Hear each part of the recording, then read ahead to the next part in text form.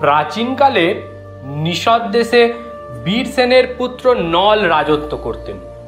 একাধারে রূপবান ও ধনুর্বিদ্যায় গুণবান রাজা নলের সমকক্ষ কেউ ছিল না এবং তার তেজ ছিল সূর্যের সমান।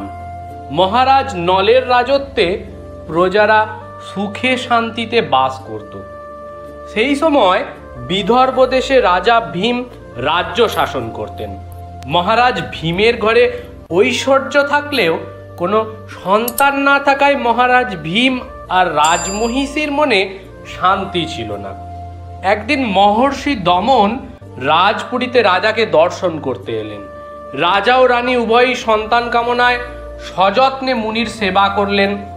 রাজ দম্পতির সেবায় সন্তুষ্ট মহর্ষি দমন তাদের অভিলাষ অনুযায়ী সন্তান লাভের বর প্রদান করে রাজপুরী থেকে বিদায় নেন। কিছুদিন পর মহর্ষির পরে মহারাজ ভীমের 3টি পুত্র ও একটি কন্যা জন্ম লাভ করে। মহর্ষি দমনের নাম স্মরণ করে 3টি পুত্রের নাম যথাক্রমে দম, দন্ত ও দমন রাখা হয় এবং একমাত্র কন্যাটির নাম রাখা হয় দময়ন্তী। ধীরে ধীরে বড় হলো মহারাজ ভীমের 3 পুত্র ও 1 কন্যা। দময়ন্তী হয়ে উঠলেন রূপে গুণে সাক্ষাৎ লক্ষ্মী স্বরূপা।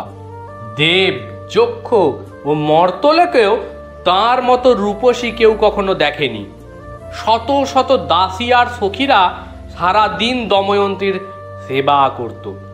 এদিকে নিষদরাজ নলের তুলনাও পৃথিবীতে দুর্লভ।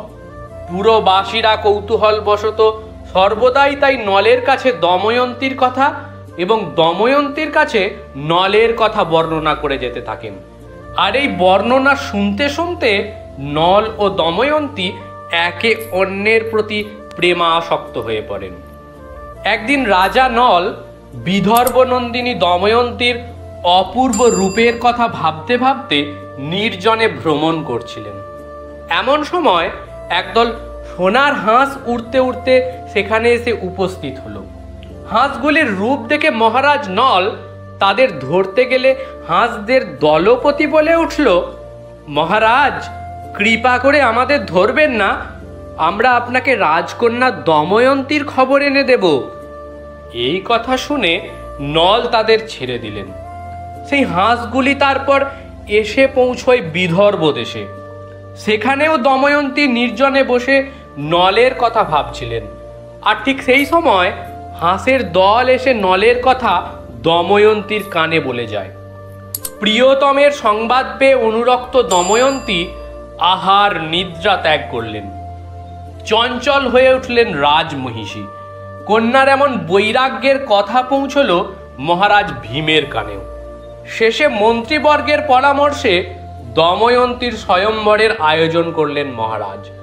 নানান দেশে বিদেশে স্বয়ম্বরের খবর ছড়িয়ে পড়ল, কারণ দময়ন্তী এমনিই ছিলেন খুবই সুন্দরী, অপরূপা সুন্দরী যাকে বলে।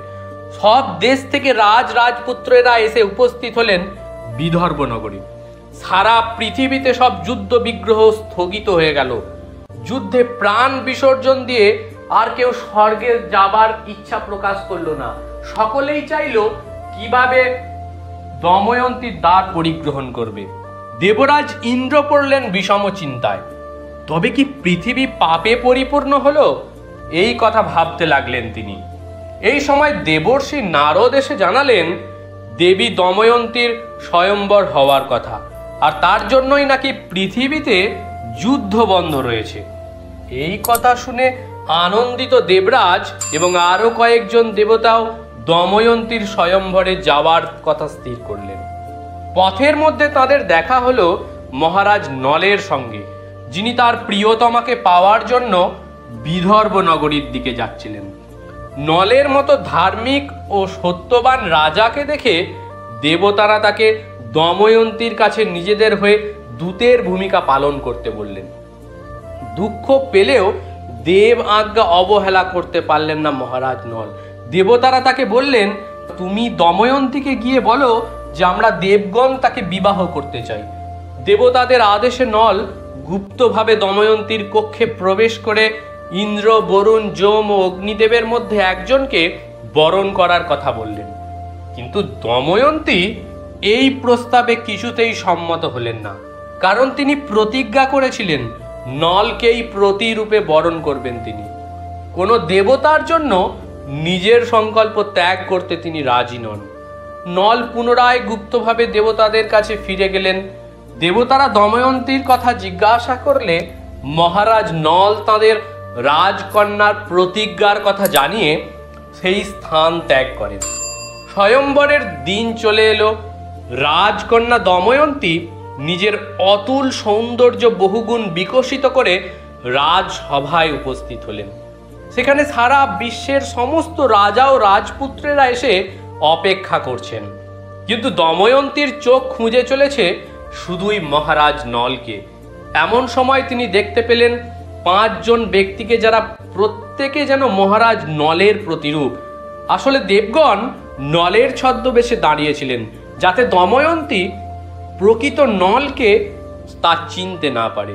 কোনো মতেই নলকে চিনতে না পেরে দময়ন্তী বুঝতে পারলেন তাদের মধ্যে একজন নল এবং বাকিরা নলবেশী দেবতা।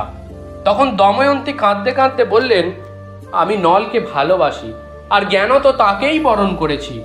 এখন আমি অন্য পুরুষকে বরণ করলে আমার পাপ হবে। হে দেবগণ, দয়া করে মহারাজ নলকে দেখিয়ে দিন। তার কান্নায় দেবতাদের মন ভিজে গেল। তখন তারা দময়ন্তীর সামনে নিজ নিজ রূপ প্রকাশ করলেন, আর দময়ন্তীও প্রকৃত নলের গলায় বরমাল্য পরিয়ে দিলেন। নল দময়ন্তীর মিলনে সকলেই খুশি। দেবতারাও খুশি হয়ে মহারাজ নলকে অনেকগুলি বর দান করে স্বর্গপথে চলে গেলেন। তারপর মহা সমারোহে নল ও দময়ন্তীর বিবাহ সম্পন্ন হলো। কিছুদিন পরে মহারাজ নল দময়ন্তীকে নিয়ে নিজের দেশে ফিরে গেলেন। দেশে ফিরে কিছুদিন পরম সুখে রাজত্ব করার পর ইন্দ্রসেন ও ইন্দ্রসেনা নামে তাদের এক পুত্র ও এক কন্যা জন্মগ্রহণ করে। এদিকে দময়ন্তীর স্বয়ম্বর শেষ হওয়ার পর যখন দেবতারা স্বর্গে ফিরে যাচ্ছিলেন, তখন তাঁরা কলি ও দাপর নামে 2 দেবতার দেখা পান। দময়ন্তীর প্রতি কলির আসক্তির কথা শুনে দেবরাজ তাকে নিরস্ত করেন এবং নল ও দময়ন্তীর মিলনের কথা বলেন। এই কথা শুনে কলি অত্যন্ত ক্রুদ্ধ হন এবং নলকে দময়ন্তীর থেকে আলাদা করে দেওয়ার সিদ্ধান্ত নেন। এই কাজে দাপরও তাকে সাহায্য করবেন বলে প্রতিশ্রুতি দেন। শুরু হয় গোপন চক্রান্ত। কলি মহারাজ নলের শরীরে প্রবেশের জন্য সামান্যতম একটি ত্রুটি খোঁজার জন্য 11 বছর ধরে তাকে অনুসরণ করে চললেন। একদিন নল সন্ধান্বিক করার আগে পা ধুতে ভুলে গিয়েছিলেন বলে তার দেহ অশুচি ছিল, আর এই সামান্য খুঁত পেয়েই কলি নলের দেহে প্রবেশ করে তাকে বশ করে নেয়। নলকে নিজের বশে এনে কলি নলের ভাই পুষ্করকে রাজা হওয়ার লোভ দেখিয়ে নলকে পাশা খেলার আহ্বান জানানোর মন্ত্রণা দেন। দুষ্ট পুষ্কর কলির ছলনায় মহারাজ নলকে পাশা খেলার কথা বললে মহারাজ খেলতে সম্মত হলেন। কলি জানতেন মহারাজ নল পাশা খেলায় খুবই আসক্ত ছিলেন। কলির প্রভাবে পাশা খেলায় নলের হার হলো।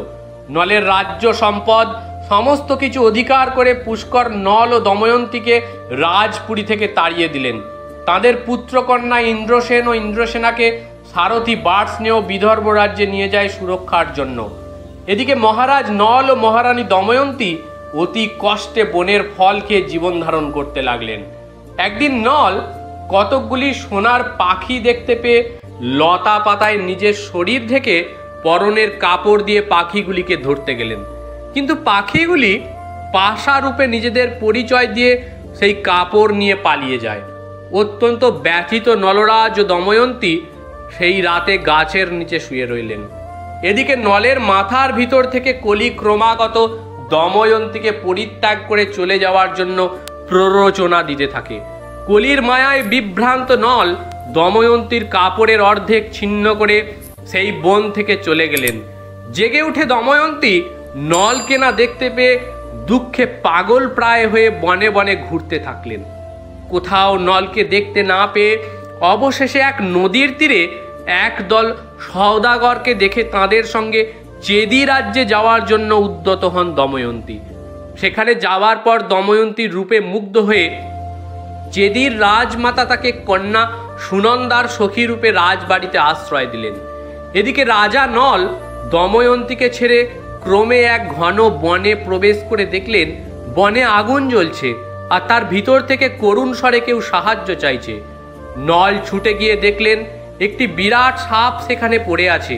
তিনি সাপটিকে সেই দাবানল থেকে উদ্ধার করলে সেই সাপটি কর্কটক নামে নিজের পরিচয় দেয় এবং নারদের সাপে তার চলৎ শক্তিহীন হওয়ার কথা নলকে জানায়। কিন্তু তাকে উদ্ধার করার সত্ত্বেও কর্কটক নলকে দংশন করে, কারণ কর্কটক বিষে কেবল নলের শরীরে বসবাসকারী শত্রুর ক্ষতি হবে। এটাই ছিল নলের উপকারের প্রতি কর্কটকের প্রতিদান।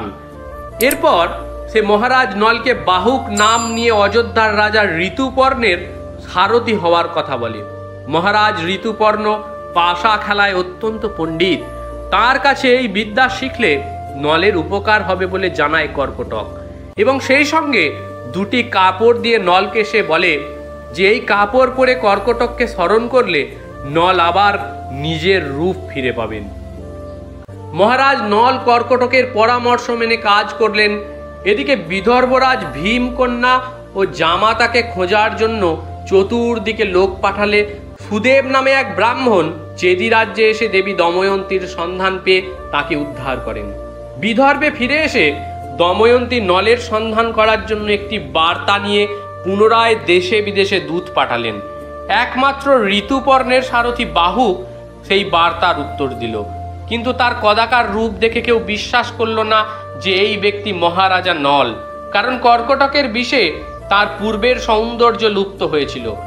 দূতের মুখে এই কথা শুনে দময়ন্তী কৌশলে সুদেবকে দিয়ে বিদর্ভ নন্দিনীর পুনরায় স্বয়ম্বর হওয়ার কথা রাজা ঋতুপর্ণকে জানালেন এবং আরও বললেন এক রাত্রির মধ্যে বিদর্ভে পৌঁছতে পারলে তবেই স্বয়ম্বরে উপস্থিত হওয়া যাবে।